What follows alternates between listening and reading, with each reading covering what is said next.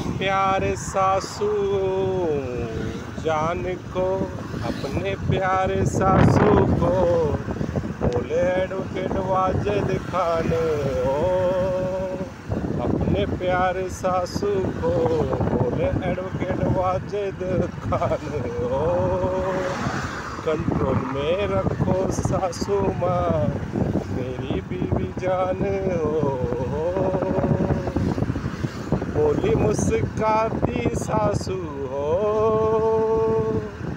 तेरी बीवी करती काला जादू, इसीलिए नाचे तू जैसे भालू। अपनी सासू माँ से हो सासू लाडली बेटी तेरी हो, जीने नहीं देती रे हो।